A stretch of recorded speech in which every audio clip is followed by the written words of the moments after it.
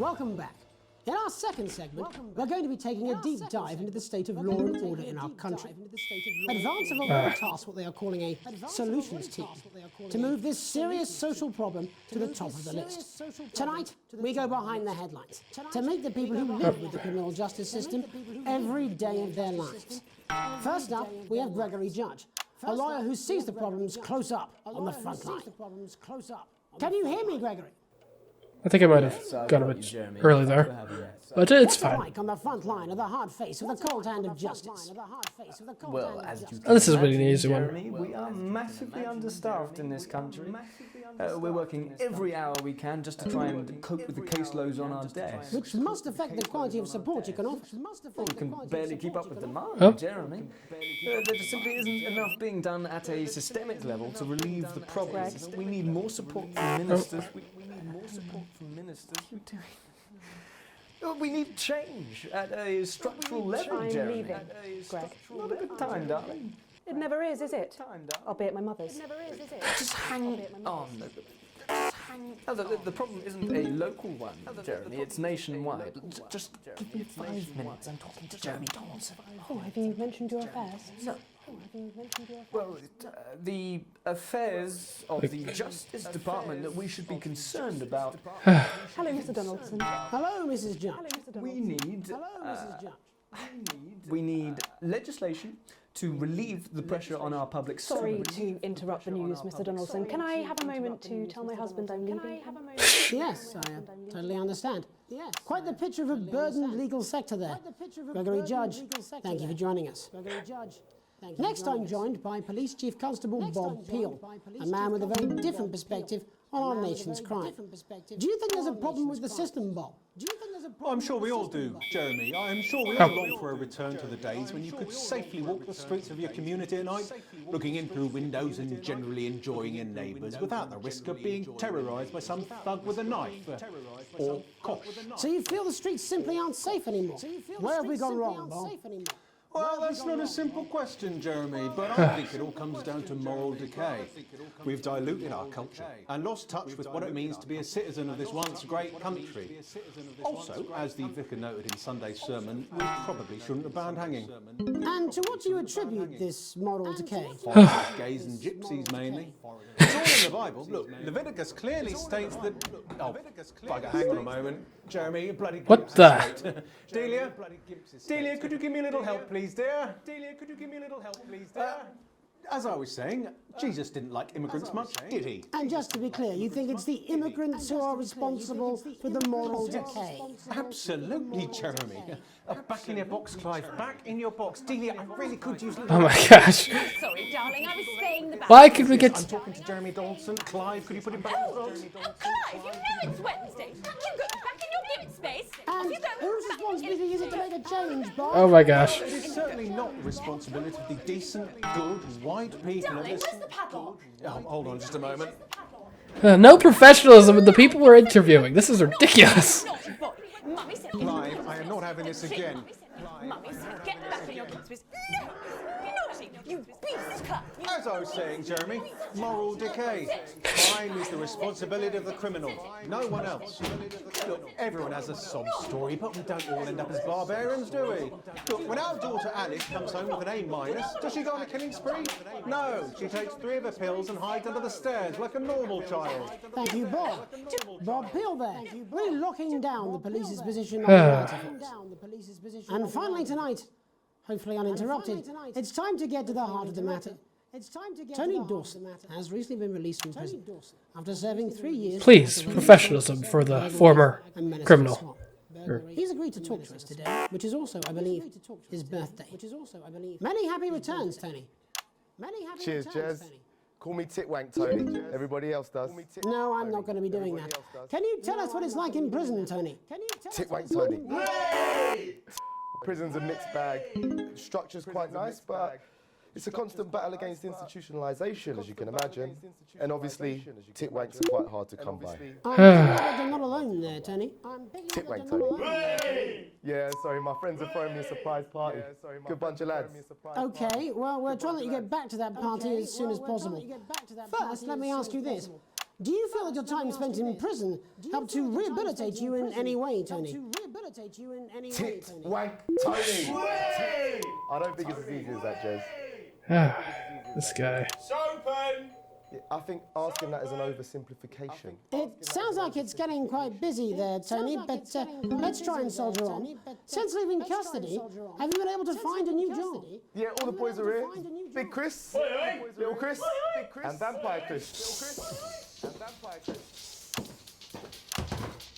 This one's, yeah? Yep. One sec, love. Tony's on the news. One sec, love. Rehabilitation's difficult with the current system, Jez. Just not set up for it, you know? Inherently unjust. So, do you feel tempted to... I'm sorry, who's this guy? You are joking. Free bollocks. Tony got Mr. Fancy, oh. Tony got Mr. Fancy, oh. Oh god, this is ridiculous! It seems like we've caught you at a bad time. Oh, I can't really hear you, mate. It's getting a bit busy here. Man. Yes, we seem to be losing the signal here, Tony. Fucking way, Well, we're just trying to get that signal back. I think we... Yes, Tony? Tony, I mean, we were literally away for 2 seconds. How does this happen, Tony? Can you hear me? Well, we seem to have lost our train of thought there a little. Hopefully you, the viewer at home, have managed to gain a broader understanding of the serious and complex issues around law and order. Seriously. Quite serious. Megan will be live with some plucky young thespians. Don't go away.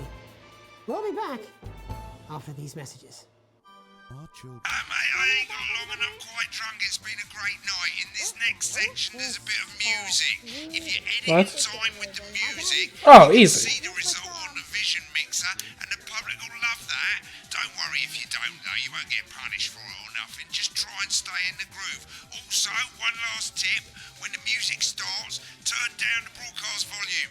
Right, enjoy the music bit. God, I love music. God, I'm so Okay. I think I might go and throw up in a bit. I'm down for some editing in time to the music. Stressing, probably banging his head against the wall. Look, it's all right, I've got this. I'm sure he's on his way. Come on, it's welcome back. How hard can it be? This is on you. 10 seconds, everybody. Okay. Open on Megan. Camera 2. Music. Going Let's in do this. 5, 4, 3. Welcome's Black. I'm Megan Wolfe, and on tonight's Culture Spot, I'll be chatting with one of the first beneficiaries of the Assets and Wealth Act, a team of inspiring young people from Scritchford Sixth Form College who today received a grant from Advance to take their play, Hey, Friendship, on a tour of local secondary schools. Welcome to you all. Well, let's start with you two, Harriet and Charlotte Winstanley-Hamilton. Girls, Okay, so that's a close up. Then We're we'll get to overwhelmed, to be honest. thing. and I believe you two are sisters, is that right? Yes, Charlotte's my oldest. I'm the older, more popular one. Only joking. Harriet and Trey were really the ones who came up with the whole idea. So, Harry and I were shooting the breeze in the cafeteria, and I said, hey, let's actually do something. So I went to look for a drama teacher. But she'd been laid off due to budget cuts. Oh, geez, we got 8 minutes. I directed a pantomime when I was at university, so I knew the ropes, as it were. Right, yes, but you're the maths teacher, aren't you? Yes, that's me, Jeff Algebra, maths teacher. Maths is really important. Oh, thanks, Steve. Maths is really important. Yeah, thanks, Steve. As is theatre. It's one of the oldest art forms in history. Aristotle believed I just think that when we travel around all these problem schools and the poor kids see us, they say, hey, I really want to be like those attractive kids. And that's a very beautiful and powerful thing. We touch our audiences and they touch us right back. I suppose with a surname like Algebra, there was really only one choice of career for me. My wife, Angela, and I, we often laugh about it. Angela Algebra. Yes. We just want to bring a bit of song and joy into people's lives. and teach people about the difficult issues. The issues in the play are what really matter. And I think you're going to be showing us an extract from this play, aren't you? Yeah. That's right. To put into context, I play a young first year who's having some troubles at school. Her character doesn't actually have a name, yeah, because in a way she's like all of us. It's like a metaphor. Maybe she's you at home, or like, maybe she's you, Megan. Maths is really important. Yeah, thanks, Steve. Put it in, coach. Yes, thanks, Steve. Right, well, I'm going to have a little chat with your teacher while you run off and get ready. I can't wait to see it. I was told there'd be more music. So, Jeff, when did you first hear about the grant? 2 days ago. A letter from Advance arrived at the school. Now, the headmaster thought it was all a prank, but his secretary retrieved it from his bin and brought it to me. Wow, how did you react? I also threw it in the bin. But then Harriet and Trey rescued it, and they rang the number at the bottom of the page, and next thing you know, we're on tour. Wow. Well, I think we can all guess which way you'll be voting from now on. Do you know what is funny? Because Angela and I don't usually vote. We're not very political. I'm a mathematician, of course, and she's a paraplegic, mainly. But we did used to watch that Because that's a profession. DIY show back in the day, and so we thought, why not? Let's have a go at this whole democracy thing. Okay. And here we bally well are. Good stuff. Fucking brilliant! So, let's have a look at a short section of Hey, Friendship.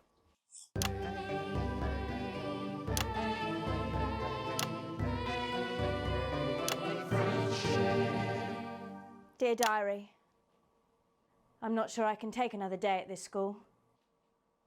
Another day of tears. Tears. Another day of fears.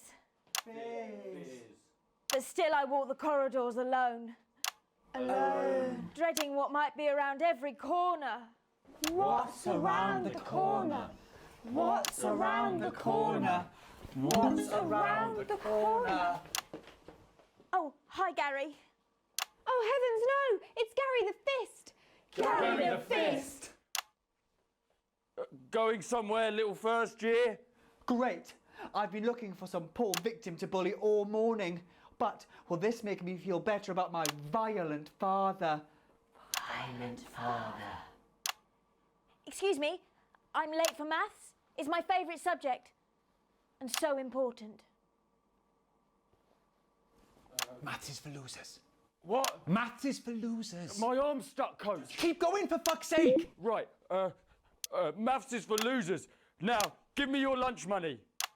Double lunch for me today, but why am I only truly happy when I'm eating? Not today, Gary the Fist. What do you mean not today? Who are you? Oh, my arm's free, coach. Brilliant, keep going. Right, who are you to stand up to me? I'm Gary the Fist, and you're just a sad little girl with 2 gay dads who's all alone. That's where you're wrong, Gary the Fist. These are my 2 new friends. Vanessa is captain of the netball team. Yeah! And Blake owns a motorbike. Yeah. But I can't fight all 3 of you, and I don't have any friends of my own.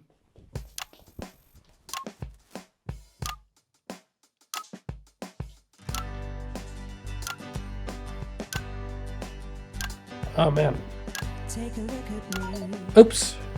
Take a little look at my face. I could be you. I got the best rhythm. And you could be me. Or you could be me. What? Life can be peachy keen if you work as a team. It's my choice to be mean. So stop now, make a different choice.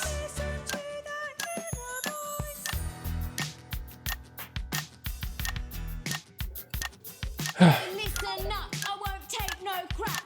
Who said middle class girls can't rap?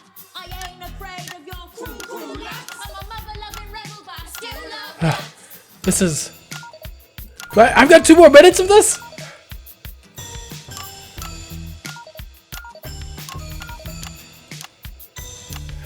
Hey, kids, I'm Gary the Fist. People think folks like me probably shouldn't exist, but that's just prejudice, and I'd do better if you knew the way that I became Gary the Fist. What?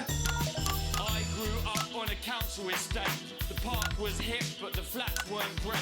My dad used to come home drunk and Oh, I don't need to cut on every single beat. Where's my dinner? It's not ready. Where's my dinner, woman? Go. Don't make me ask you again. Hitting women is wrong. I guess life's pretty hard on a council estate. Life's pretty hard on a council estate. Life's pretty hard on a council estate. Life's pretty hard on a council estate. Life's pretty hard on a council estate. Life's pretty hard on a council estate. Life's pretty hard on a council estate. I'm not even paying attention to what the clips actually are. The beat is.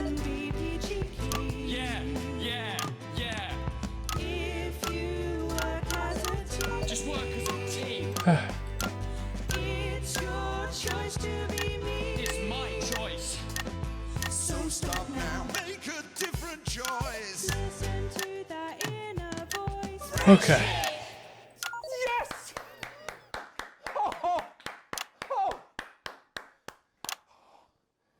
Well, thankfully that's all we have time for tonight on the National Nightly News. Join us tomorrow night for all the headlines from across the country. My name's Jeremy Donaldson. Have a peaceful night. And we're out. Oh, that was brilliant! What the literal fuck was that? I believe that was art. I believe I've got a 14-inch cock, but it doesn't make it so. I have a similar belief about an adequate paycheck. Oh, someone please get these twats out of my studio. Broadcast completed, guys. Oh, sheesh. Telethon unlocked? Oh, yikes. A B, C, A+ at the end there. I did not think I was doing well, but yeah. We did it. We got there, guys. Full wages. Sweet. Still poor.